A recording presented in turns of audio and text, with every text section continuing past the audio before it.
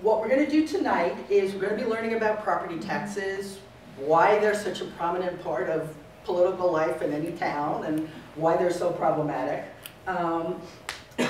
We're going to hear from Professor Henry Coleman, who's at the Bloustein School, and then, well, I should just introduce him. So Henry, this is Professor Henry Coleman of the Bloustein School. Professor Coleman was born in Atlanta, got his BA in Morehouse and his PhD down in Princeton. He currently, he started his career working for the federal government, spent time working at HUD, at the General Accounting Office, then came to New Jersey and was on the staff of the, and I have to read this because I can't get it right otherwise,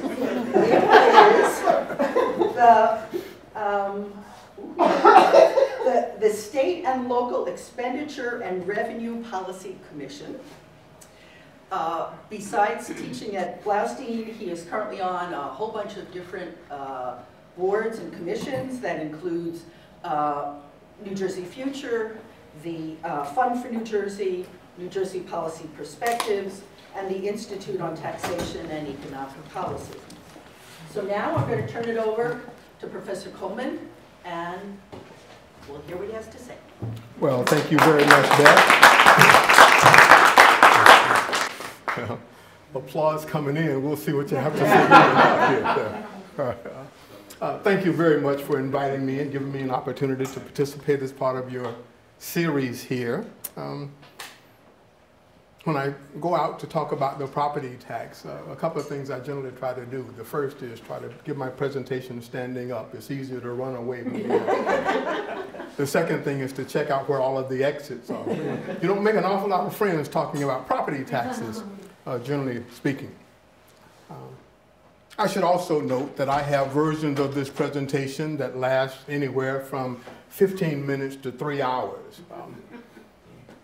I'm going to try to give a 40-minute version of it tonight, but it doesn't really matter. I say the same thing whether I have 10 minutes or whether I have 3. I just talk a lot faster, so I hope that you're going to hitch up your boots and get ready for a fast-talking person from Atlanta.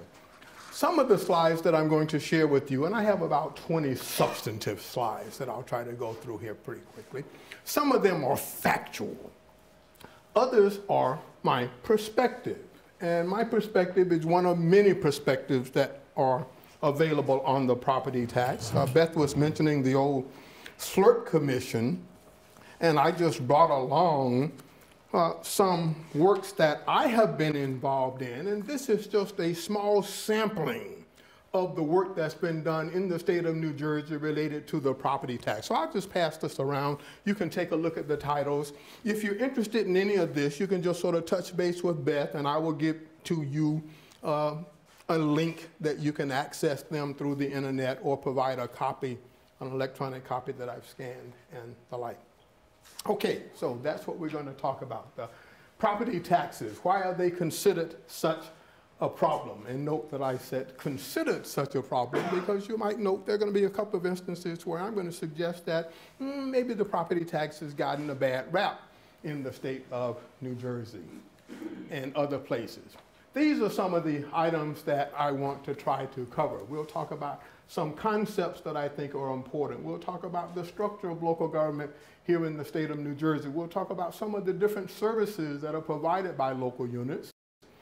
If not the property tax, what are some of the alternatives that are available to help fund the services of local jurisdictions in New Jersey? How do we determine the property tax? It's done a little bit differently than you do with other taxes that are raised by state and to some extent local governments. What are some of the factors that affect the amount of property taxes that we pay, as well as how rapidly those property taxes change? There are strengths and weaknesses associated with the property tax that I will try to get into. And then perhaps where we can have the greatest amount of discussion is talking about some of the major policy issues and options from this point forward with respect to the property tax.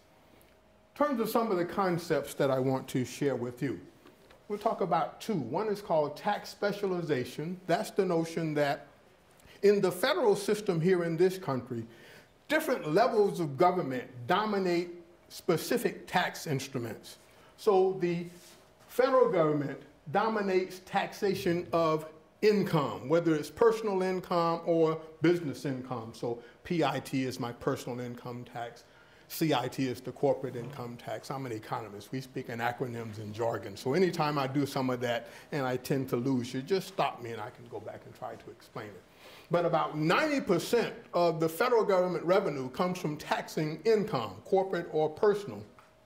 Moreover, most of the income taxation that's done in this country is done by the national government. State governments tend to dominate consumption-based taxes. So whether you're talking about something called the general sales tax, you know, what used to be 7% here in New Jersey, I think it's now 6.758 or something along that line. Governor Murphy has proposed moving it back to 7%. If for no other reason, that'll make the arithmetic a lot easier. But we also have various selective excise taxes, which is what the SEC stands for. It's not really an arcane concept. These are the taxes that you pay on when you buy gasoline. These are the taxes that you pay when you buy alcoholic beverages. These are the taxes that you pay when you buy tobacco. I'm sure none of you do that, but okay. So those are the selective excise taxes. And again, in this country, the federal government, we don't have a national sales tax. That's unlike some of our Western counterparts. They have it, they call it a value-added tax or some other name, but most other countries have a national sales tax. We don't do that in this country. So most of the taxation of consumption is done by state governments.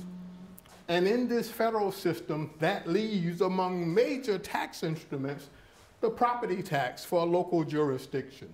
So it's the principal revenue source for local jurisdictions in terms of taxes. Upwards of 75 to 80% of all property taxation in this country is done by local jurisdictions. Many people argue that for the different levels of government to do their work, each one has to be able to dominate a tax instrument. So for the federal government to do what the federal government does, it has to be able to dominate the taxation of income. For the state governments to do what they do, they have to dominate consumption-based taxes. And for the local governments to do what they do, in order to preserve the autonomy of local jurisdictions so that they can make the decisions that are necessary to finance the services that they provide, they have to dominate the taxation of property. Yes, please. Some countries have what they call a value-added tax. Yes. Which is essentially a sales tax. Yes. So some countries do it differently. Well, other countries have a national sales tax. It's called a value-added tax. That's exactly right. For lots of different reasons, we could argue. We don't do that in this country. And you know who would be the biggest opponent of doing that in this country? State governments. Because if the federal government came in, all of a sudden it's the 800-pound gorilla in terms of taxing consumption-based activities, and the states don't want to give up that primacy over that revenue instrument. Now, just as we can talk about that tax specialization, we can also talk about something called tax overlapping. And tax overlapping basically says that a number of jurisdictions may share a particular tax. So if you are, for instance, a local government in New Jersey, whether you are a city, a town, a township, a school district, a county, a special district, you all feed off the property tax.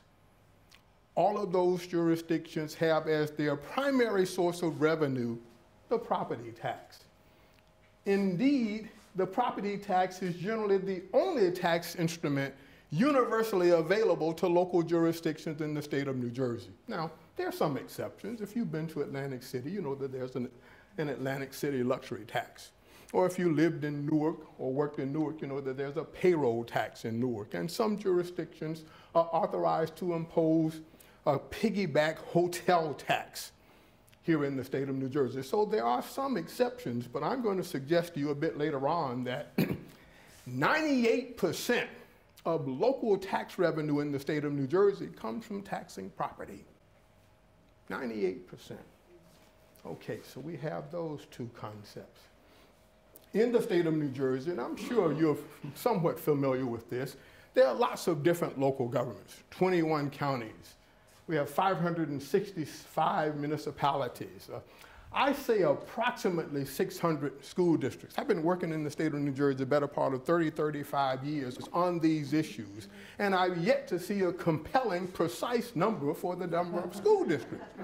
Some people say 590 and 595 and 606 and 616. I don't know, but I think it's somewhere in the area of about 600, give or take 5 or 10. We also have about 400 special purpose districts. Now, this generally confuses a few people. Do people know what special districts are? No. Unlike a municipality or a county, governments that provide a range of different services, special districts generally provide a single service.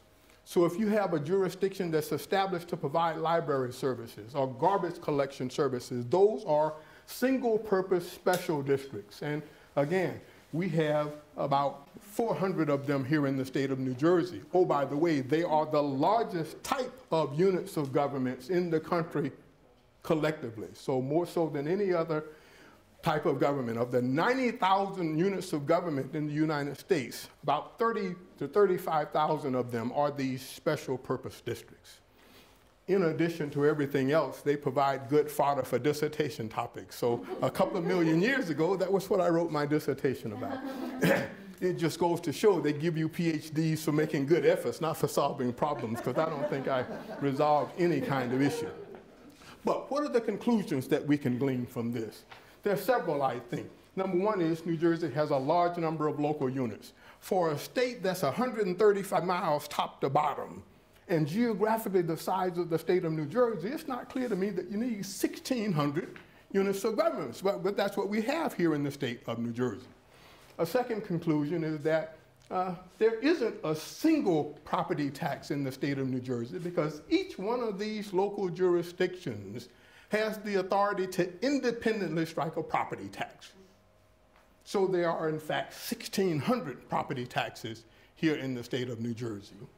The final conclusion I would draw at this point is that New Jersey relies heavily on local jurisdictions, and those local jurisdictions rely heavily on the property tax. Now, if I stop my presentation right there, that's pretty much the story of the property tax here in the state of New Jersey.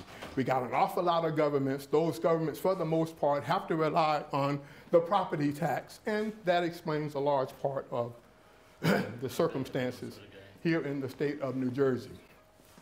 Well, we all know what it is that these local jurisdictions do. The school districts provide K-12 education services. That's actually a little bit inaccurate because they may also provide some voc tech and some other kinds of services, but in the main, they provide K-12 education services.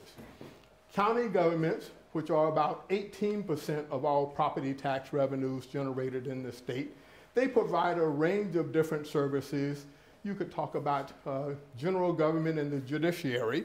And if I had been giving this presentation 15 years ago when we were working on the SLRP Commission, I better make that 30 years ago, by the way. When we were working on the SLRP Commission, yeah, it tells my age too. The judiciary would have been a bigger issue here. But since 30 years, and then based in part on some of the recommendations from the SLRP Commission, we moved away from a situation where the state government made most of the decisions about the operation of the state's superior court, trial court system, determined how many resources were required, and simply sent the bills to the county. Well, we moved away from that situation in part due to recommendations from SLRP and a lot of other entities that have focused on that issue. But in the main, here's what county governments do: some public safety, some public works, some health and recreation. Municipal governments, which are about 29% of property tax revenues in 2017, you have municipal courts, you have municipal clerks, but for the most part, their services are in public safety, public works, health and welfare. That's where they spend the money. The interesting thing that I want to note is that this allocation of functional responsibilities among local governments, it's not as if local jurisdictions, for the most part, pick and choose what they want to do. The state determines that. So the state says that local jurisdictions, if you're a municipality, you're going to provide public safety, public works, and all those kinds of things. And it doesn't matter whether you are a city, a town, a township, a borough, a village. In the state of New Jersey, all of those are municipalities, and they basically have the same set of responsibilities thrust upon them. So there isn't an awful lot of wiggle room there. When we talk about the property tax, I think it's important in laying the groundwork to keep in mind that there are several different types of property. We talk about something called real property, and this is really where the property tax is imposed in the state of New Jersey, but that's a tax that's imposed on land and any improvements on land. Now, if you aren't familiar with the concept of improvements on a land, it means just you erect a structure of some sort. So it's the land, the building, the house, the whatever. You also have personal property, although if you read something old enough, it'll be called personal T property. But that's tangible property. That includes things like your boat, your car, your yacht, your mink coat, your art, all of those kinds of things. That's things that have some intrinsic value in and of itself. But then you have something among the personal property called intangible property.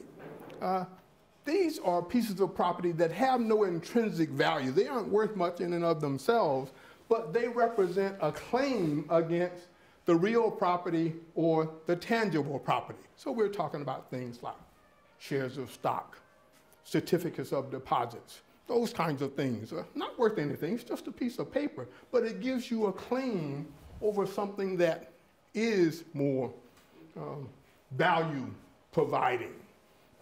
It's important to note that much of the growth in property wealth has been among these different forms of personal property. Now, for most of us, our home is our most significant form of wealth holding. However, as you move up the income spectrum, more and more the value of wealth is held in things like, your art collection, your closet full of mink coats, and your other wealth assets. So much of property growth has been in this personal property. The important thing for this discussion is that personal property is not taxed by local jurisdictions in the state of New Jersey. So where the property wealth is occurring and growing, you can't tax it here in New Jersey. Not true in every other state. In some states, I think like Virginia, you can tax the value of your furs and your cars and some other things, but not here in the state of New Jersey. Yes, please. So a tax on the personal property, probably other people would call a wealth tax. The property tax itself is meant to be, or was originally a wealth tax. At the time that it was introduced, most people held their wealth in land or improvements. But you're absolutely right in the sense that I'm going to argue to you that over time, the property tax has become less of a wealth tax because as more of the wealth is held in these forms of personal property, you're able to tax less of it via the property tax. That's exactly part of the problem.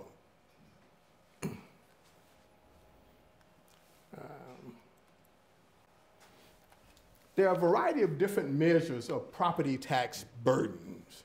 If you want to know how onerous the property tax is, you're generally going to look to one of these metrics. We can talk about the property tax levy. That's the absolute number of dollars that are generated by the property tax.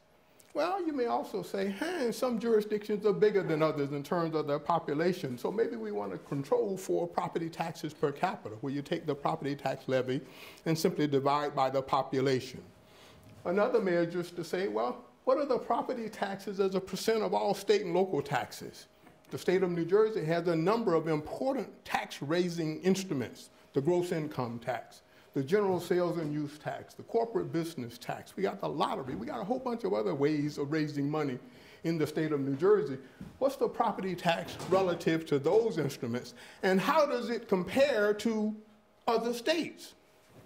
We could also talk about how much of your income are you having to devote to meet your property tax liability. And again, how does it compare both over time and relative to other states? We could talk about changes in the property tax levy over time. I'm going to show you one piece of information in just a moment to suggest that if you looked at this in the latter part of the 1990s and the early part of the first decade of the new millennium, the property taxes, which are already large, were growing quite rapidly. That growth has abated to some extent in recent years, but still significant. And then I'll also describe something called the general or the effective property tax rate. Okay, so here are a couple of the burden measures. How much do we rely on the property tax in the state of New Jersey? Let's take the three largest state taxes. The gross income tax, that's New Jersey's version of the personal income tax. In last year's budget, they planned for about $15 billion. The general sales and use tax, about $10.3 billion. The corporate business tax, about $2.2 billion. If you add up all of those major revenue instruments, the three largest revenue producers at the state level, they generated less than we generate with a property tax in 2017. We generated just under $29 billion in property taxes. So the property tax as a revenue producer is more productive than the three largest revenue instruments employed by the state of New Jersey. The year-over-year increase in property taxes has slowed, but it's still pretty significant. So if you look in 2005 to 2006, that's about $1.5 billion increase in property taxes. If you look from 2006 to 2007, again, $1 billion increase year over year in the property tax. As you start to get beyond 2010, still going up pretty significantly, but the increases have fallen to, maybe $600 million as opposed to $1 billion, or $500 million as opposed to $1 billion. That's still a lot of money, but it has fallen off compared to what it previously was. We aren't getting those kind of year-to-year increases in the gross income tax, the general sales and use tax, or the corporate business tax in the state of New Jersey. So property taxes are growing. They aren't growing as rapidly as they were at one point, but their growth is still outpacing the growth in the major revenue instruments at the state level. Just some other measures that you'll hear about from time to time. In the state of New Jersey, the property tax is about 45% of all state and local taxes. If we were an average state, that would be about 30%. It's less than a third on average as you look around the country, but it's approaching 50% of state and local tax revenues here in the state of New Jersey.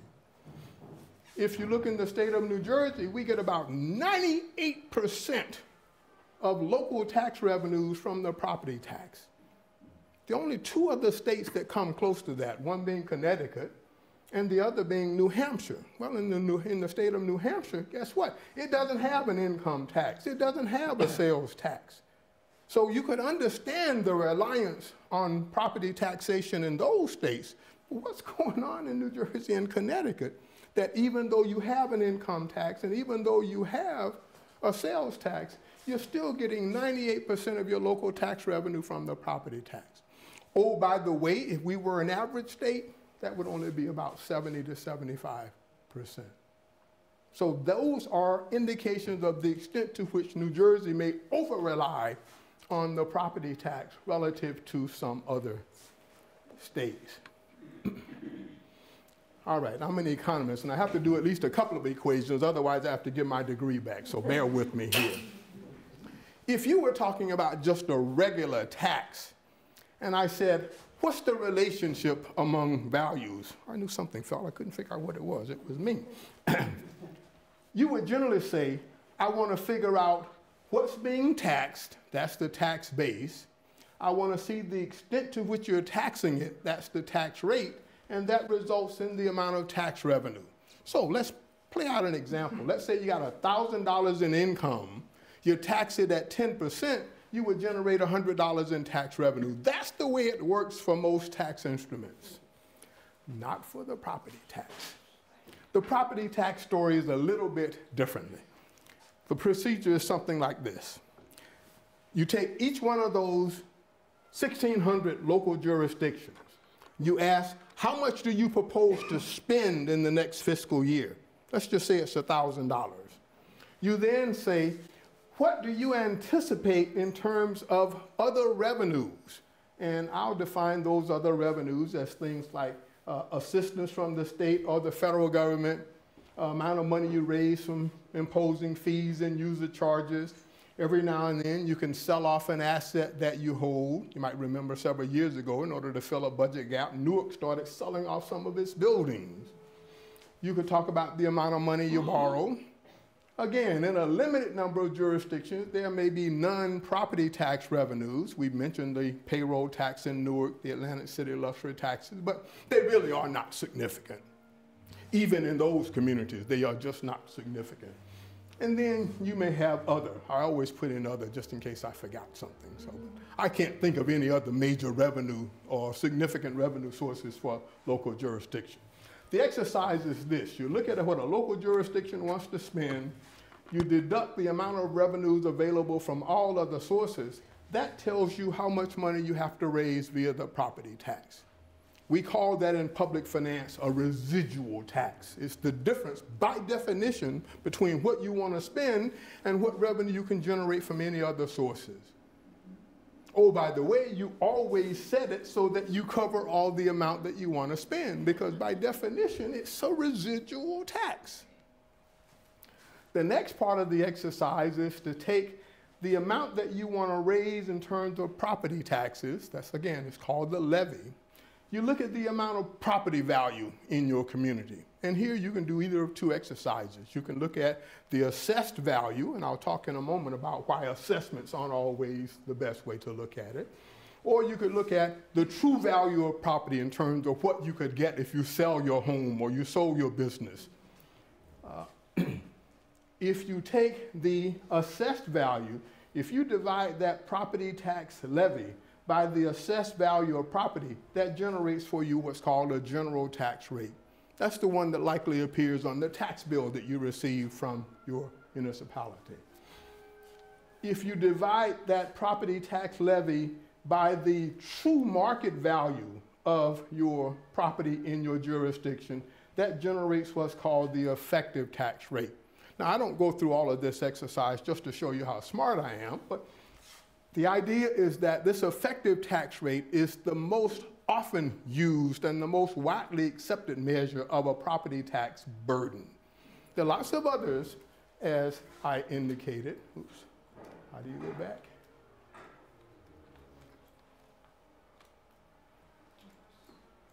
All right. Well.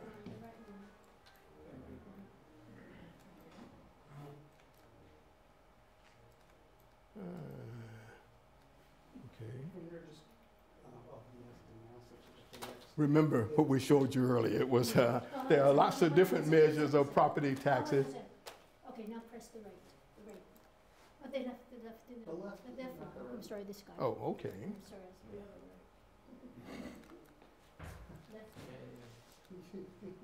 If I'm going forward, and I don't want to do that, so. You want to go back? Yes.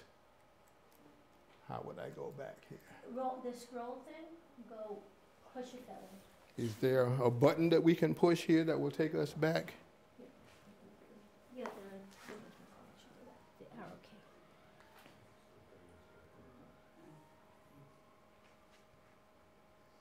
We're going the wrong way? Nope, nope, you're going. That's the way I want to go. Keep going, keep going, keep going. One more.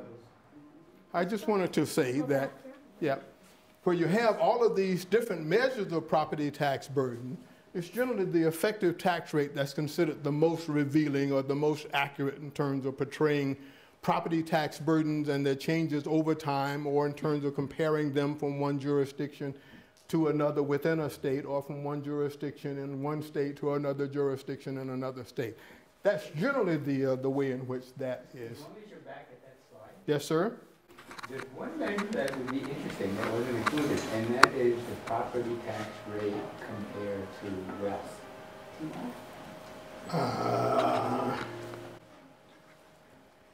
Since the property tax is supposed to be a wealth tax, But as you indicated, it's a little bit difficult. Part of the reason that I'll argue in a moment that the property tax is good for local jurisdictions but bad as a wealth tax is that the property, real property, what local jurisdictions tax, if I attempt to tax your real property, you can't get ticked off, pick it up and move it somewhere else. So it's a stable revenue source in that sense. For some of those other forms of wealth that you're focusing on, like your assets and like your furs, and you pick those up and you move them if you feel that the taxes are getting too onerous. So it's a little bit difficult. I'm not disagreeing with your idea that we want to look at the property tax as a measure of wealth, but I'm simply saying it's a little harder to do. And as a result of some cutbacks that have been done by what's called the census of governments, we don't generate the data that will allow you and me to readily do that kind of thing anymore. Yes, please. Okay, this is where we want to go. This is just to introduce a couple of additional concepts that I think are important. If you look at the resources that are available, this includes property taxes that you generate plus those other revenues available. That defines the total amount of resources that are available to you. If you talk about the spending needs, go back to where we talked about public safety, public works, health and welfare. You take all of those spending needs. If you then take the ratio of what kind of resources are available to you and what kind of spending pressures do you face, we call that in the literature fiscal capacity. Well, now that's a really important concept because fiscal capacity varies significantly among local jurisdictions. If you are talking about the need to provide education services, well, some jurisdictions may have to provide more in the way of remedial education services. They may have to provide more in the way of English as a second language services. So their spending needs may be great relative to the amount of resources that they have available. So these fiscal capacity measures vary significantly among local jurisdictions. We can also talk about something called fiscal stress. When those resources available are small or not growing as rapidly as the spending needs confronting a jurisdiction, we say that fiscal stress results. It's the same concept that applies to you and your household. If your monthly expenditures are growing faster than your monthly income, you got problems. If your monthly expenditures exceed your monthly income, then you really got problems. What's the old joke? If your income is short of your outflow, then your upkeep will be your downfall. I didn't make that up, even though it sounds like that's something I would have. Okay. So if your local spending needs are large and growing relative to the resources available, then you got fiscal stress. If you got fiscal stress as a local jurisdiction, your choices, your options are relatively few. You got to figure out a way of reducing spending, or you got to figure out a way of increasing the amount of revenues that are available to you. When we think about fiscal stress, some people call it fiscal distress. Most people think about the Newarks, the Camdens, the Trentons, all of those communities. And indeed, they are experiencing fiscal stress.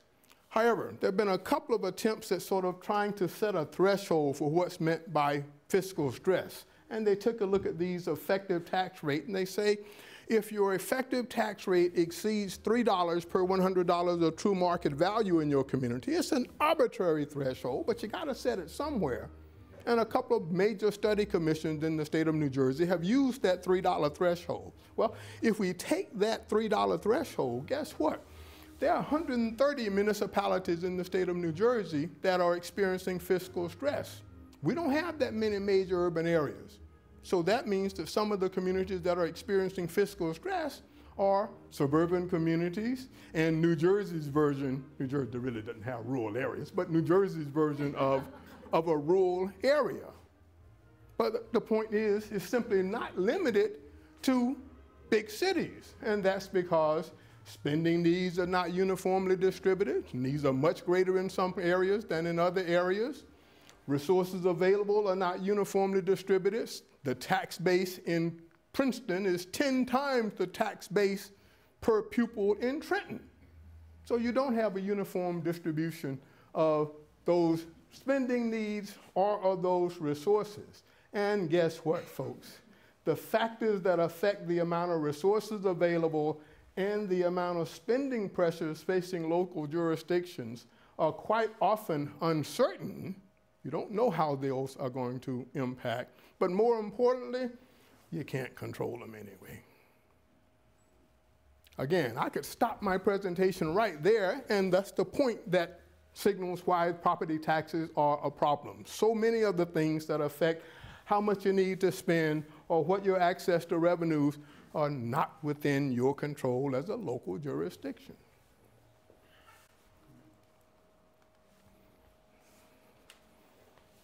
I can barely see this myself, so it wouldn't surprise me if you couldn't see it either. But this is a basic slide, basically says, well, what are some of the things that affect how much a local jurisdiction, a Highland Park, needs to spend? Well, I can tell you things like inflation and the level of interest rates. Guess what? Your mayor, your council can't do anything about either one of those. Nothing. Can do nothing about those. You could talk about demographics and socioeconomic status. Well, maybe you could try to round up all of your poor homeless people, give them a sandwich and $1, put them on a bus and ship them to the neighboring community. It's not legal, not ethical, but maybe you could try that. And some jurisdictions have attempted to do that kind of thing. But beyond that, you're pretty much stuck with the demographic composition of your population. Yes, please.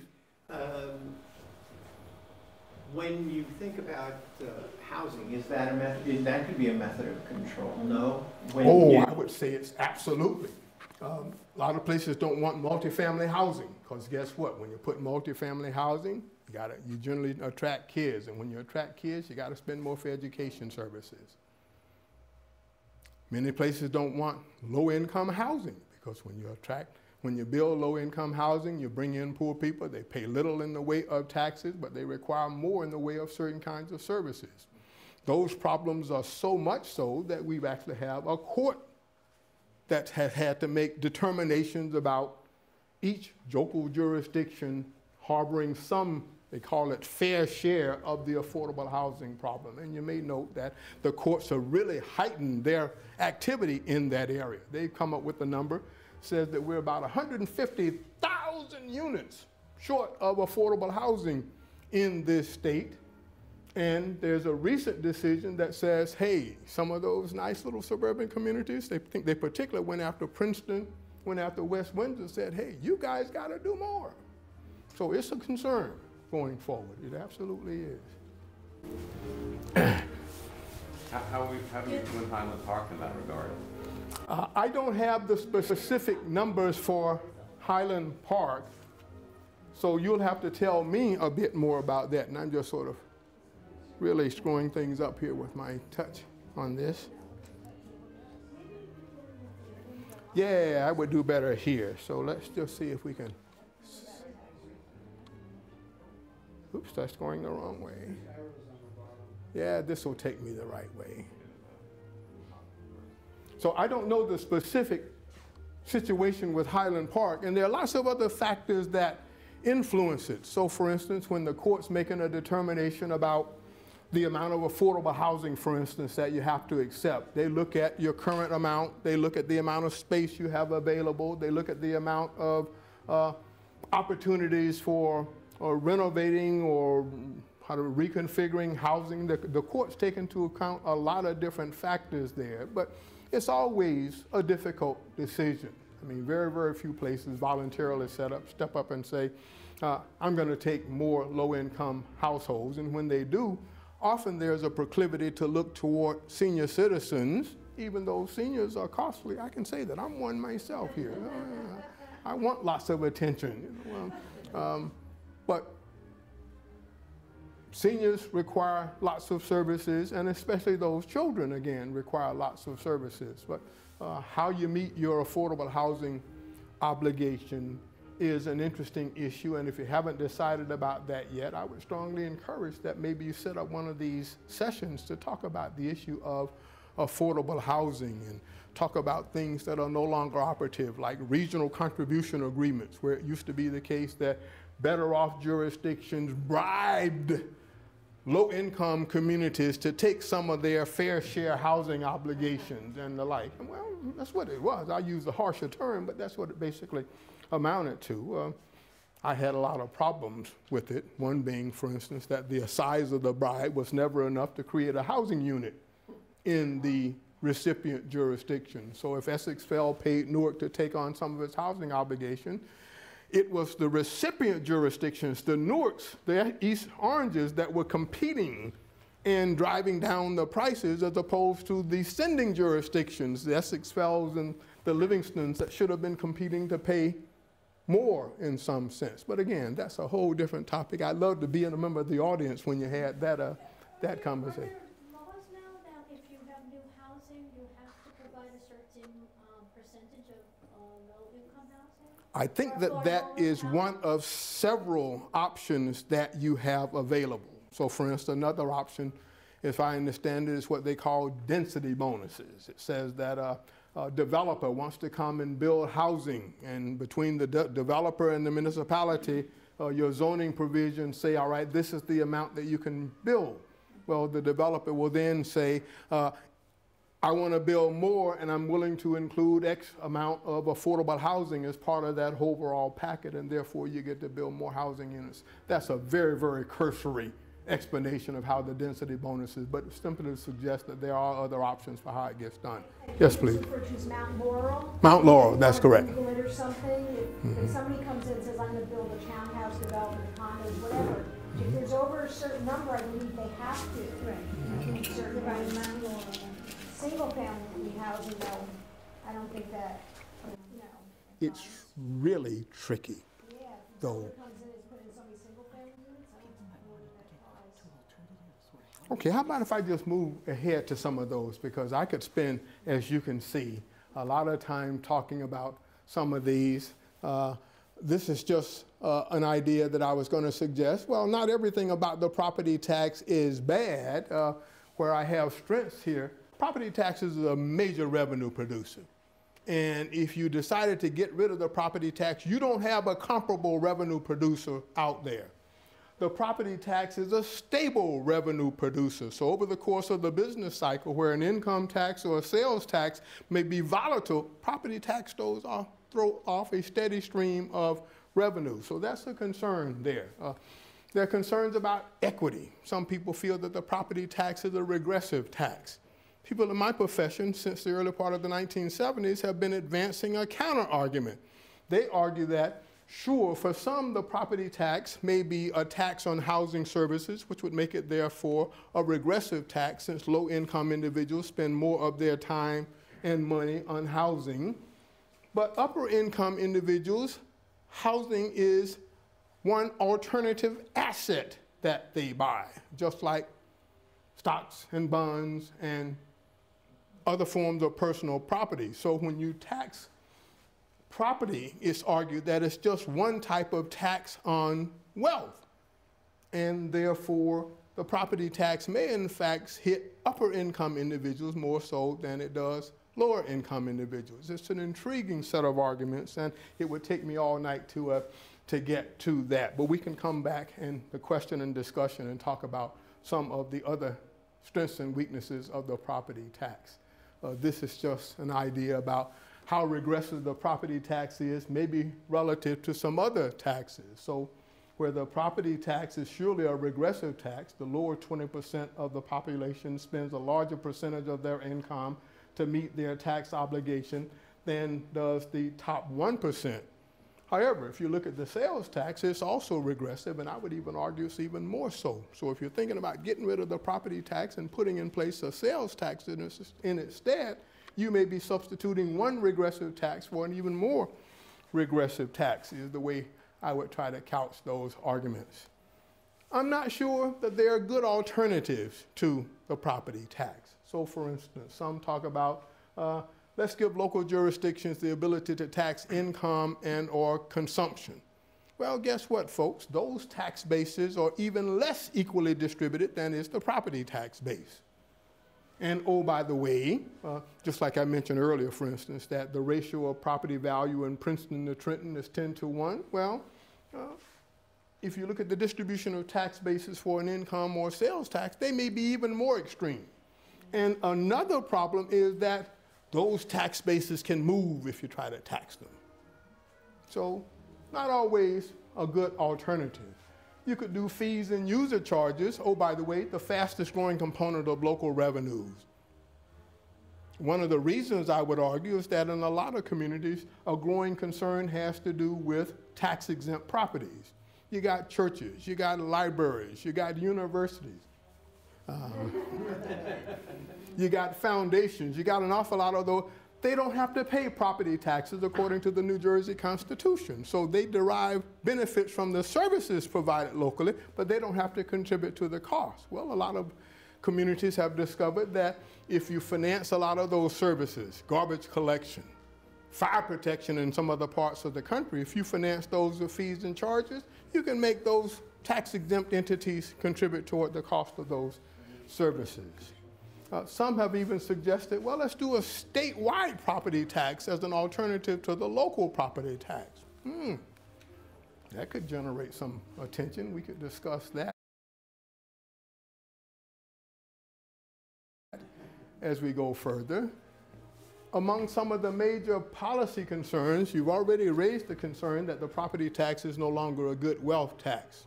I'm suggesting to you that there are other concerns in the sense that local jurisdictions, some of that autonomy that the property tax is supposed to generate for them, is being restricted by things like interest arbitration caps, by things like tax incentives to induce economic development. There are lots of factors that are limiting the efficacy of the property tax.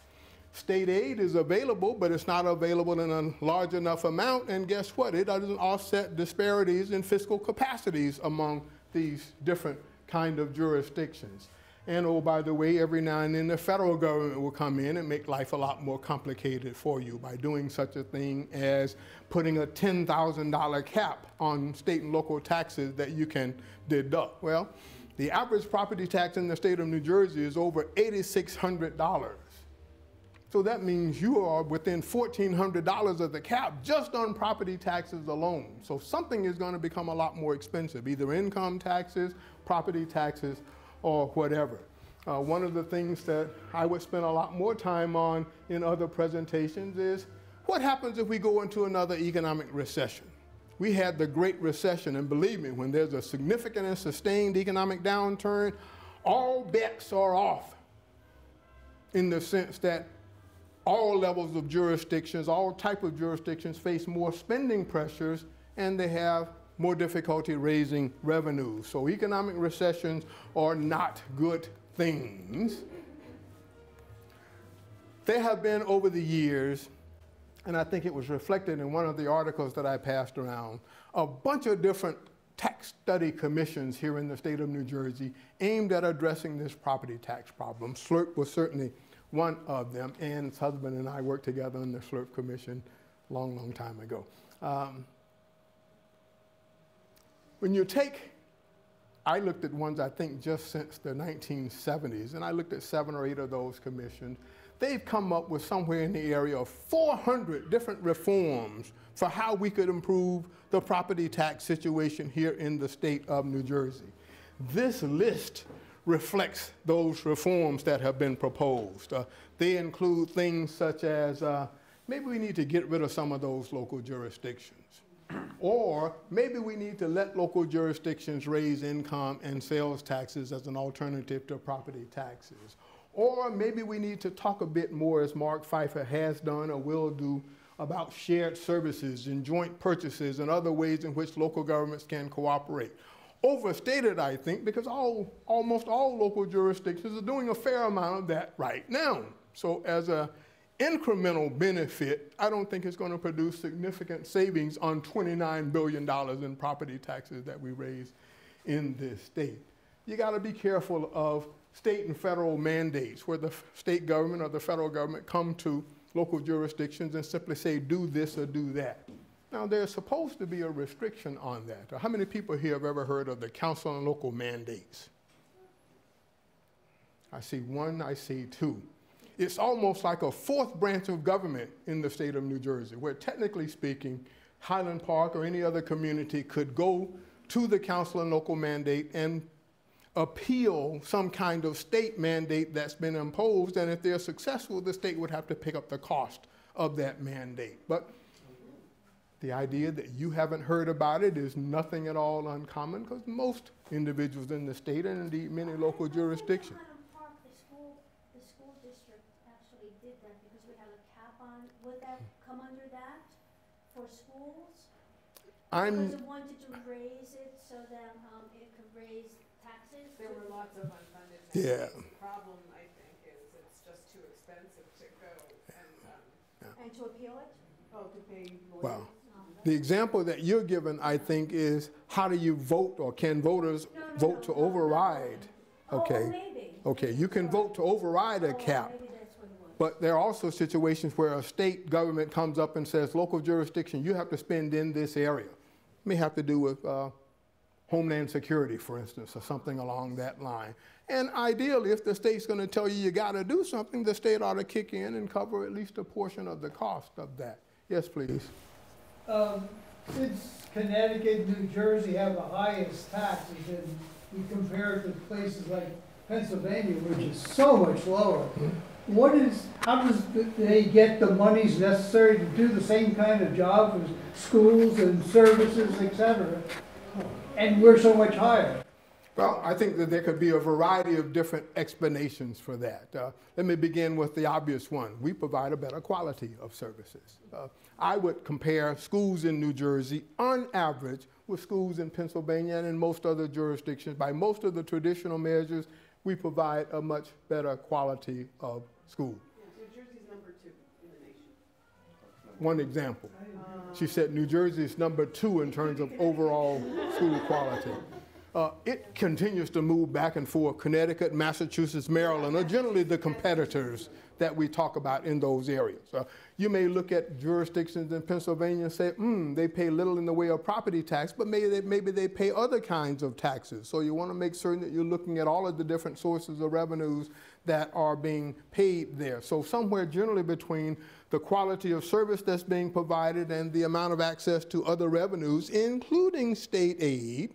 So for instance, in the state of New Jersey, the state pays about 40% of the cost of providing primary and secondary education, K-12 education. On average around the country, it's 50%. So the state pays half on average in other states, my home state of Georgia, home state of Mississippi. The state pays half. In New Jersey, it's about 38 to 40%. So there are lots and lots of different things that you have to normalize in some sense in order to fully understand the difference. In Highland Park, it's close to 10%. Our state aid is about 10% of education. And my suspicion is that if you weren't getting some aid for special needs pupils and a couple of other areas, it would be even less. It includes that. Yeah, yeah. I'll come here and then here. Well, Yeah. another thing that you need to control for when you're comparing between states is cost of living. It varies tremendously state to state. So we pay our teachers a lot more, and we have to do that because it's a lot more expensive for people to live here. So most of spending ends up going to employee salary benefits costs, so those are going to be much more expensive in a state like New Jersey than a state like Pennsylvania. Although if you look at what's going on around the country, other states, Well, there's going to be some. Yeah. Oh yeah, West Virginia, the Oklahomas. Salaries in those states, their average teacher salary is lower than the general starting salary in the state of New Jersey. Yeah. They're severe, paid 2/3 as much. But let me ask, do you think teachers should be paid less? Of course not. I would argue that they ought to be paid more. If I can pay Giancarlo Stanton $30 million to strike out 10 times in 2 games, why shouldn't I pay a teacher $75,000 or $100,000 a year? I would suggest that his contribution to society is far less than what those teachers do. I'm not picking on him. He just happened to be the one who's on my mind. But those are, I think, the kind of issues that we as a society have to address. So why does New Jersey, why does the state only seem to pay about 40% as opposed to other states paying 50%? Yeah. If But percentages sometimes can be very misleading. The question is, what is the dollar that you're really spending? the state contributes somewhere in the area of about $9 billion to primary and secondary education here in the state of New Jersey, a big, big number. On the other hand, we spend $25 billion or so on education. So as a proportion of all of the dollars spent on education, the state still contributes a little bit less. That $9 billion, by the way, may not count the contribution that the state makes toward pensions and Social Security on behalf of teachers here in the state of New Jersey. You're asking why, and that's one of these age-old questions like how high is up or something along that line. If you look at the New Jersey Constitution, the Constitution here in the state of New Jersey defines education as the state's responsibility. Now, the state may delegate, but cannot devolve. I'm not a lawyer, so you ought to be careful about my use of these terms, but it can delegate that responsibility, but it remains the state's responsibility. You can say school district, and that's essentially what the state of New Jersey does. It delegates the responsibility for financing primary and secondary education to local school districts, and therefore they have to come up with the resources. Yes, ma'am. Is there a difference in revenue collected between a commercial property and residential property in a locality? In the state of New Jersey, and again, I'm not a lawyer, so take this advisedly, the Constitution says that all property is supposed to be annually assessed at full market value. We do not allow for what's called classification in other states, where you tax different kind of properties at different rates, or where you tax all properties at the same rate, but you do differential assessment. So you may say, I'll assess home residents at 50% of their value and commercial properties at 75%. We don't allow that in New Jersey. All property is supposed to be assessed at 100% of its market value and taxed similarly. We have a couple of exceptions to that. So for instance, there's something called a farmland assessment. That's a constitutional provision. But in the absence of those very, very limited exceptions, everybody is supposed to be taxed similarly. Now, would you want a classified system? It's an interesting issue. I would submit to you that there are a couple of places around the country that have traditionally used classified systems, and if anything, they're moving away from them. So 30 years ago, for instance, in the state of Minnesota, they had some 80 different categories of property that they used for tax purposes. I think they made a couple of quantum leaps, and it's now down to 14, and who knows what it'll look like in 10 years. So it's one of these situations that whatever you're doing, the grass always looks greener for what somebody else is doing. I guess what I was actually asking was, they may be taxed the same, but do residential property, people who inhabit in a residential property, use more services generally than a commercial property would? I mean, the commercial property is not sending children to school. Well, that's really tricky. You say that the businesses aren't sending kids to school. Well, I would argue to you that a business making a decision about where it wants to locate or expand its operation, the first and most important factor that it considers is the quality of the workforce. Guess what the best proxy for the quality of the workforce is? The school system. It's the school system. So they do benefit indirectly or directly from the quality of the school system. Now, but I'm saying, so a business pays, say, $10,000 in taxes, and the resident pays $10,000 in taxes. They're saying the same amount, but who's using more of the services? The commercial or the resident? Well, that's what I'm arguing. I think that's a difficult question to answer. So, for instance, let's take public safety. Who benefits most from public safety? Is it businesses or is it residential? I think you can't. I don't think you can give me a satisfactory answer to that. I think that everybody benefits. Those are what we call, in my profession, public goods, where they provide collective benefits. And part of the reason that we tend to provide those through the public sector as opposed to the private market and finance those with taxes is because since everybody benefits, Beth would have a tendency to say, well, I really don't like them that much, in order to sort of minimize her tax obligation. Well, we guard against that by saying we're going to provide them and we're going to distribute the tax burdens according to some other basis, either in terms of who receives the benefits, if we can isolate the benefits, or most likely on an ability to pay basis. Oh, by the way, an ancillary question to the one that you're raising would say, let's look at the different categories of property owners: residential, commercial, industrial, open space, agriculture. I don't have a slide for that. I'm just sort of rattling these off. How are the property tax burdens distributed among those different categories? Well, the fact of the matter is the residential taxpayers pay, I think, 70 or 75% of all of the property tax burdens in the state of New Jersey.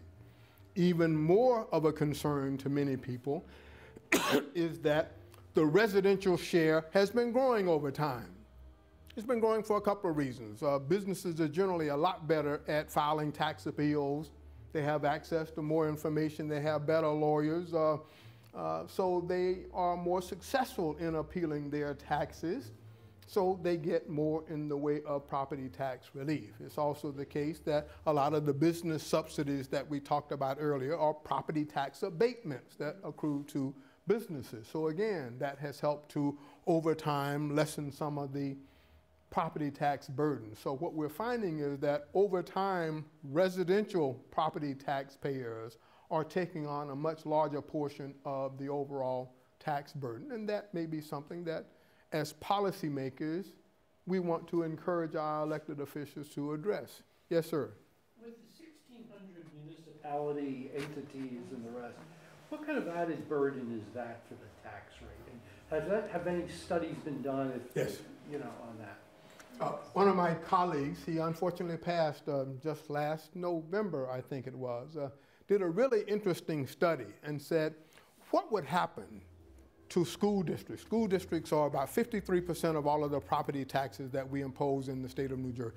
What would happen if we came to the state of New Jersey and took all of those 6 to 12, 6 to 8, 7 to 9, K to 12, 9 to 12. What would happen if we took all of those jurisdictions and consolidated them so that each pupil was now enrolled in a K to 12 school district?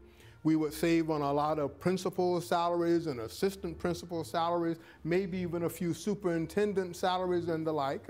He did what I think is the most careful analysis that I have seen to date. And his estimate was that at best, you'd save $300 to $400 million. Now, I don't want to sneeze at that because that's not a trivial amount of money.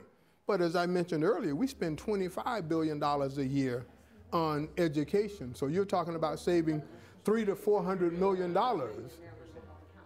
Well, again, it's the taxpayers' money, so I don't consider any amount of money that I pay in taxes trivial. I want to save every dollar. I want to think that every dollar is being wisely and efficiently run. But if I'm an elected official, you ask me if I'm going to stick my head out to save $300 or $400 million on a $25 billion tax bill, and I would probably be a little bit reluctant. It would be a bloody mess.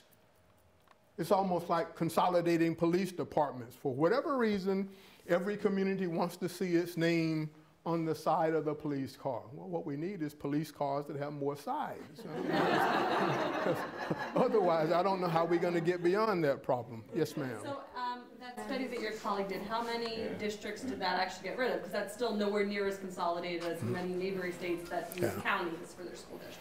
I believe it went from around 600 down to about maybe 345. Yeah. Well, again, keep in mind, we have about 25 jurisdictions. I think Governor Corzine attempted to eliminate some of these, but I'm not sure if he was totally successful. We have 25 jurisdictions that don't have any pupils. They're just sending districts. They're in rural districts, often far north, in the counties where there's skiing, and some of the south districts that have very, very few students, because at the school boards conference, you meet those people and you find out they have a district with 100 kids. But some of them may also be some of our shore communities. Yeah, that's right. So I mean, I think it's an intriguing issue. Again, any savings, I think, are worthy. If these are my tax dollars, I want to see them put to the best use. But if you're talking about significantly backing off on a $29 billion property tax problem, it's not clear to me that you ought to do everything. And I think the lesson that may emerge is that there's no one thing you can do to address the property tax problem in the state of New Jersey. But instead, you're going to have to do a variety of a lot of different things in order to get there. I think you had a question that... Yeah, you were talking about different rates for business and personal property, perhaps. But you have on your slide that's up there, dual rate property tax. Yes. What's that? That's an interesting notion that's essentially been around since, I believe it was 1860s. I don't know how many of you have ever heard of Henry George. But Henry George was a sort of a philosopher economist who raised this notion that what we ought to do is to have a single tax, the property tax, and let that totally fund government. It was a plausible explanation or alternative back in the 1860s. But he went further. He said, we don't just want a single tax, but we want that tax structured in a particular way. So if you go back to that slide where I said real property consists of land and the improvements, he said, don't tax any improvements, but put 100% tax on the land. Because guess what? Since you can't move the land, you can't avoid the tax. And you could impose 100% tax on land. You can encourage the best use in terms of improvement, so you wouldn't have people up in Newark speculating with parking lots, waiting to see what the next best use of that property is going to be. So people are going to make the best use because they're going to be stuck with the tax on the land anyway. So that's how the dual tax system would work. You would have a 0 rate on the improvement and 100% tax on the land. That was as Henry George proposed it. Now, there were about 15 communities in western Pennsylvania, including Pittsburgh, that tried a variation of this. They didn't go to a 0 tax on the improvements, but they had a lower property tax on the improvement relative to the land. So it's still a kind of a dual rate, but it's a differential rate.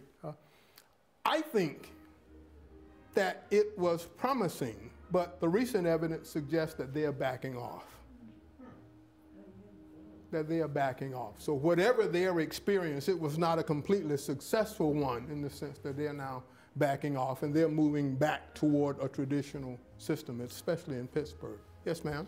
Could you talk a little bit about the statewide property tax funding K to 12? I think the first time I saw a reference to that was with what was called the Cahill Tax Policy Committee back in the early part of the 1970s. This was a tax commission, not unlike SLRP, set up by then Governor Cahill. And one of the recommendations from that committee was that in order to fund education, we should move. Remember, this is before the income tax. We didn't get the income tax until 76, 77, somewhere in there. He said we should move from the system of local property taxes to a statewide property tax and devote all of the revenues from that statewide property tax to funding primary and secondary education. Not only would you generate the adequate revenue, the argument was, but you would get rid of the problem that currently exists in terms of differential abilities to fund local schools that were highlighted by things like the Serrano versus Priest decision out in California, the Robinson versus Cahill and Abbott versus Burke decisions here in the state of New Jersey. All of those decisions reflected the fact that different local school districts had differential abilities to provide local school services, and you would get away from that if you went to a statewide property tax. Now, that's the good part. The bad part of it may be, well, if you believe the property tax is regressive, it's going to be regressive whether it's at the state or the local level. If you believe that the property tax gives rise to unwarranted land use decisions as people go out chasing, they're called rateables when you try to add to your property tax base, then whether that incentive exists at the state level or at the local level, it's still going to be a destructive incentive. So it's not a clear-cut decision. There have been thoughts about this in other states, Texas, New Hampshire, and a couple of other places, thought about it, and it was politically dynamite. The only state that moved away from local property taxes in recent memory was the state of Michigan. And Michigan sort of took a two-step approach to it. They first said, we're just going to eliminate the local property taxes for funding schools. And we're going to give you, the voters, a choice. You can vote to approve a personal income tax as an alternative revenue source. And if you don't approve that personal income tax, then at a date specific, an increase in sales taxes will kick in. And that's essentially what happened. Voters didn't approve the income tax increase. The sales tax increase kicked in, and we're still sort of watching and waiting to see what happens there. When did that happen? I believe that was in, I want to say the late 90s to early 2000s, but I can get you a more specific. So that every kid in the state essentially has the same, They did move to what's called a foundation aid program, which New Jersey has now as well, although Michigan allowed, and New Jersey would probably allow for what's called local leeway. So the state sets a foundation amount where every pupil is supposed to have X number of dollars behind them. But the question becomes, if Highland Park's a wealthy state and you choose that you want more of your tax dollars to go to fund your kids, does the state really have the right to say you can't spend more to finance your kids? I saw him first, but we'll... Well, wait, I wanted to comment All on right, that. please. So we are almost in that system now. The system of the state choosing the funding for schools for the whole state. School districts cannot, and no other government entity, raise more than 2% in taxes year over year. So we're limited to what we can increase in my area of expertise, the school budgets. So we have that 2% increase. And then the state funding is mandated based on an approximately 10-year-old legislative mandate of what state funding different districts got. And that was based on your wealth, and it was based on the number of students that you had 10 or 12 years ago. So a district that was seen as more wealthy, as Highland Park was, and which had many income and not wealth, I want to say. Excuse me? Income and not wealth. Yeah. And had many fewer students 10 or 12 years ago, is actually getting a much smaller percentage of aid than most other districts in the state. And furthermore, the state doesn't fully fund their own formula. So that we are all on this level, very low playing field, and it is virtually that plan, and I can't read it that well up here, it's too far, but it's the state is funding all of the school districts, and I think all of the communities, other governments, at this very low 2% type level. And I want to add one more thing to that, which is that the $1 out of $6 or $7 in the school budget goes to pay for health insurance. Health insurance in New Jersey is so high, there's the state health benefits plan, which most state employees have either by getting it or by being part of a bargaining unit, which is bargained for it. And that cost is extraordinarily high. And I'm not suggesting people don't get excellent health insurance, but it costs $35,000 to insure a family of 4 to have their health insurance, and it's an extraordinarily high amount. It's way higher than the Cadillac level Cadillac tax health insurance. So they've really dumbed it down to the very lowest level by having that 2% cap. And we don't look at the budgeting based on what do we really need. We look at what is the state going to give us, please give us something this year. And we have 2% to spend, plus, by the way, some extra we're allowed to throw in based on some formulas, but it's in the 3% typically, and what is the state going to give? And it's very bad. Again, you could always, through local referendum, vote to override those caps, but it's difficult. But it would be for a specific program, which means you have to come up with a specific new program to override. So it's very difficult, and it would never pass. Let me just sort of give you some idea of the counter argument that you would get in raising that. Some would argue that, well, you have all of these public sector workers, they were going into these bargaining sessions with the state, and the state said, all right, we got a choice. We can pay you more money now, or we can offer to you these long-term benefits, either retirement or health care. And they really encourage the workers to take those benefits and health care in a way of saving current period expenditures. Also, when the states decided to try to address their budget problems for things like the pension, they required the workers to continue to contribute, but the state took a couple of holidays on that, where the state didn't contribute their fair share. Third point, again, just to sort of give you the kind of argument you'll get pushed back on. When Governor Christie came in and they started on a series of reforms to these, one of the reforms, a significant one I would say, was made with respect to state health care costs absorbed by workers. Yes. When I worked in the state government 100 million years ago, you paid based on the cost of the health packet that you wanted. Nowadays, if I understand the changes that have taken place, you pay as a percent of salary. That's true. And almost every state worker, particularly those above a certain level, are now experiencing significantly higher cost for what they would argue would be through no fault of their own. They didn't tell the state not to make the right contribution. They didn't tell the state not to present a better option between current wages and these retirement benefits and all of those. I say all of that just to give some pushback. I think the direction that you're heading, though, is inevitably where we're going to have to come out here. Workers are going to have to take a hit. They're going to have to take a hit in terms of a higher contribution to the cost of providing these health care benefits. They're going to have to take a hit in terms of reduced level of health care benefits. They've already taken some. There's going to be a lot more in the offing. And I say that because you don't have, as a state or local worker, the same leverage in terms of the health care benefits that you do in terms of the pensions. The courts have said that there's a non-forfeiture of benefits provision characterizing the pension. Gotta pay those.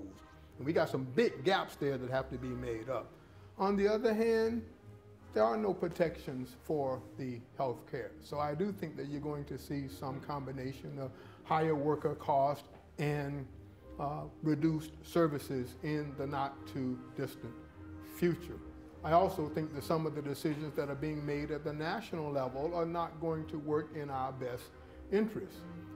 Had we not scaled back, and this doesn't have anything to do with your political perspectives on Obamacare, the fact of the matter is it was providing relief for the cost of providing services, health insurance services to low-income individuals, for other individuals that weren't receiving health insurance. Was it perfect? No.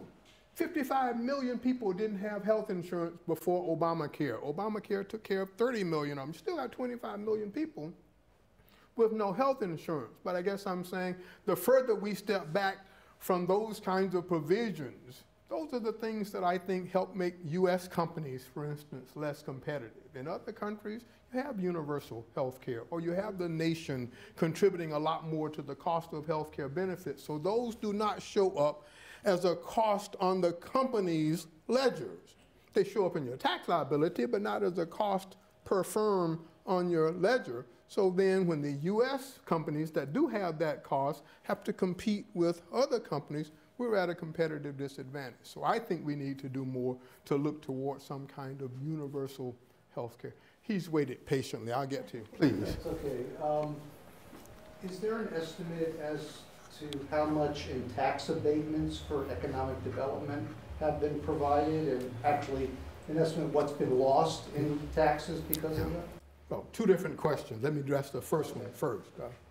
There's an organization, it's called New Jersey Policy Perspectives. I have to sort of give full disclosure. I am on their board. They've done some estimates to suggest that the state has exposure in the area of $7 billion in tax subsidies for economic development. Now, I want to caution how you interpret that number. It's a big number. Make no mistake about that. It's a big number. For instance, our unfunded pension obligations are about $5 billion. So if you didn't have those tax subsidies, you could meet your pension obligations and probably your health care benefits as well. It's a big number, but you want to be careful about how you interpret them. For instance, the state of New Jersey offered to Revels. Everybody remember Revels, the casino that was going to open in Atlantic City that went bankrupt before it really got started. The state offered Revels, I think, $2 billion in tax credits. However, the way tax credits work is that they are dollar for dollar offset against your tax liability. Revels never earned any profit, so they never had any taxes to offset. So we never really had to spend that money. And I'm trying to be cautious because I think that $7 billion number that I gave you, I believe that that is exposure. It's contingent liability as opposed to actual liability, but it's a big number in any event. Yes, ma'am. So I was wondering if you could speak a little bit to possible changes in the property tax assessment system to make it more fair, because there's two issues here that I view. There's how horribly high the taxes are, and then there's also how unfairly they're distributed. In Highland Park, it's not uncommon to have two houses across the street from each other. One might sell for $100,000 more than the other one, but the one that sold more, the taxes might be $5,000 less. You know, just shopping for homes, you might be shopping in a particular $100,000 price bracket and be seeing property taxes all over the place. There are a couple of different problems associated with the assessment of the property tax. One is that many local jurisdictions don't tend to keep their assessments current. So for instance, there was a news series done by the Star Ledger several years ago, and they showed that of the then 566 municipalities in the state of New Jersey, and everybody knows the municipality is the tax collecting entity for the property tax, of the 566 municipalities that existed at that time, there were something like 100 or 120 of those municipalities that had not done a reassessment or a revaluation of their property in a double-digit number of years. That means at least 10. There were 3 communities at that time that had not done a reassessment for as much as 30 years. Newark, East Orange, I think one other, I've forgotten what it was. So the state could do a better job of putting pressure on local jurisdictions to keep those assessments up to date. We know what happens, for instance, when you wait a long period of time and then you try to impose a reval. Go to Jersey City and ask what's going on for someone whose property taxes over the last many years, $10,000 or $11,000 a year, and now they have a $48,000 or $50,000 tax liability. Some of the solutions to the problems are not particularly attractive to many. We talked earlier about the SLRP Commission. There were only 2 of the 111 recommendations that the commission arrived at that did not achieve 100% support.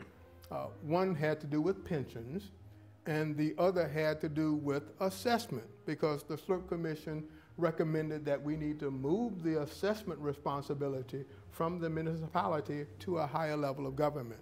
Most likely counties, as it's done in a lot of different places around the country, but there may even be some instances, and it's an increasing thing around the country, where the state maybe should take over the primary responsibility for assessing certain kinds of property.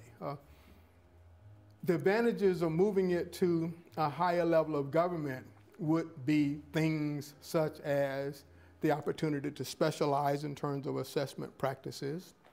It would mean the opportunity to more likely standardize in terms of the amount of resources available to assessment offices, but you lose the local control there. Not supposed to be a big issue, but you lose the local control. So how much of a trade-off would that be, and why would that be important, are questions that someone is going to have to wrestle with and somebody's going to have to provide an answer for. I do think that there are some problems with how we assess. I think that there are some problems with how we collect revenues. Collection rates in this state vary from a low of about 75%. That means you only get 75 cents for each dollar that you bill in property taxes, up to about 100%. Well, those communities that only get 75%, they have to bill more because every time a municipality sends out a tax bill, it has to make the school district that it's collecting for 100% whole, no give. It has to make the county that it's collecting for 100% whole, no give. It has to make those special districts, library, garbage, has to make them 100% whole, no give. So if you know you got to give 100% to all of those other entities, and you still need money for yourself, and you're only going to get 75% of what you bill for yourself, you have to overbill.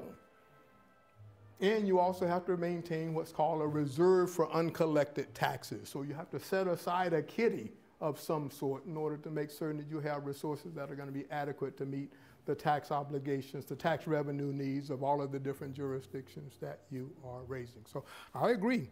We need to do more about the assessment. I think not all of the options are attractive to all local jurisdictions, but I think that that's part of the problem. Let me just skip ahead to one.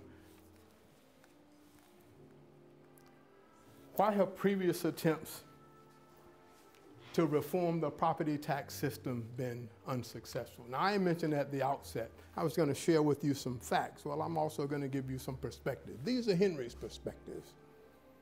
You probably aren't going to find anybody else that would agree with any, and certainly not all of these, but I think that part of the reason we haven't looked more broadly at things like assessment reforms and changes in the collection system and statewide property taxes and dual rate properties, all of those kinds of things have been proposed by somebody or another, but we've not done very much in the way of moving toward property tax reform. And I think you can explain it by this set of factors.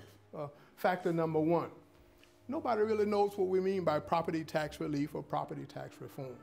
If we're generating $28.8 billion in property taxes statewide in New Jersey now, how much less will we have to generate before you said property tax relief had occurred? How much? Is 17 billion the right number? Should it be 10 billion? Should it be 20 billion? What's the target? What's the old joke? When you don't know where you're going, any road will take you there. Until we agree as a society about what the targets are, then we don't have a sense of what we mean by property tax relief. What is property tax reform? That same Cahill committee that I mentioned to you earlier suggested that the property tax going forward, this again was back in the early part of the 1970s, should never amount to more than 1/3 of state and local tax revenues in New Jersey. Remember, I told you it was 45% now. Well, getting from 45% down to 1/3 is a big drop. What that would mean right now is that we would have to back off probably about $1.5 to $2 billion at least in terms of what we do for school funding. That's just for that one entity. So it's not an easy thing to figure out what we mean and how we get there. We try piecemeal solutions. Every year we come up with a different idea about what ought to be done to make the system better. And in my view, until you sit back and take a comprehensive approach and say, these are all of the things that are wrong, and this is a fix that addresses each one of those things that you think are troublesome about the current system, you aren't going to get there. Or if you do get there, it's luck. And that's not a way to do public policy. Public policy, I think, should be strategic and not opportunistic. We ought to sit down and plan what we want to do, think about the implications of the decisions that we're going to make, and then go forward from that. Not the way it works. Reforms have been implemented at an inadequate scale. The expression that I like to use is we try to resolve billion-dollar problems with million-dollar solutions. It never works. You can't solve a billion-dollar problem where you're going to sort of go at it with nickels and dimes. You just don't. I don't think it works. The reforms have been poorly targeted. Maybe we worry too much about individuals who are just seniors as opposed to individuals who are seniors and unable to meet their tax obligations. I think those are very different groups. I don't need property tax relief.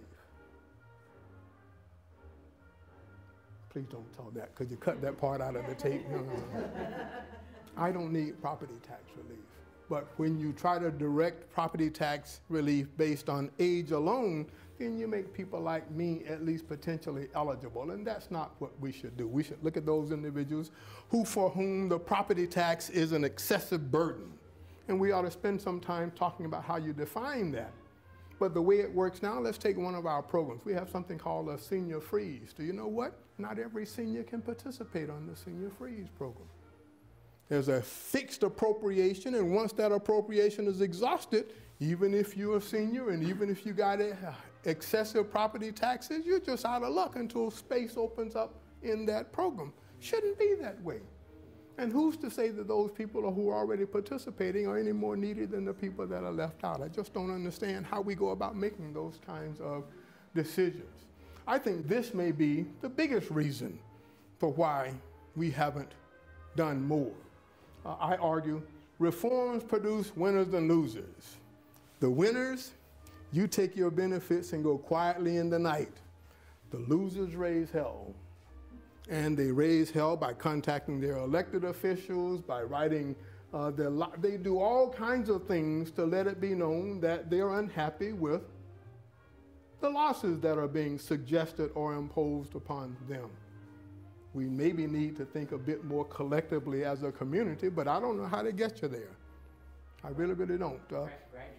Well, I'm an economist, as I mentioned to you, and economists have this notion. It was sort of first introduced to us back in 1776 by Adam Smith. It's called the principle of the invisible hand. It basically argues if everybody operates in their own best self-interest, the resulting situation is in the best interest of society as a whole. Well, that works under a limited perspective in a market-based economy. But in terms of the kind of collective society that we have, where we sometimes have to think not just what's in best interest, but what's in your best interest and what's in your best interest, and how do we as a whole, as a society, derive the greatest amount of benefits fairly, whatever that means, distributed. We haven't sort of asked those questions, and we certainly haven't arrived at that. The chair of the Slurp Commission, interesting individual, his name was Bruce Cole, terrific person in many respects. Bruce said the reason that we haven't done more in terms of tax reform is that reform in New Jersey only occurs at the point of a gun. We got to have a crisis. And guess what? If you look at those 565 municipalities, oh, maybe you could abstract from the 120 that haven't maintained current assessments. Or maybe you could abstract from the 130 where, according to one of my studies, they're experiencing fiscal stress. But that still leaves 450 or almost communities out there for whom the current system is working just fine. It's working just fine. And if you have a fear of the unknown that says, I know what's going on now, and I know I can reside, that I can live with this, but if I turn you loose to change things, God only knows what's going to happen. So maybe I'm just going to avoid any change. It's uncertainty and how we deal with uncertainty in this world. So that's what we're wrestling with. This is where I like to end, folks. That's my time. I thank you for yours.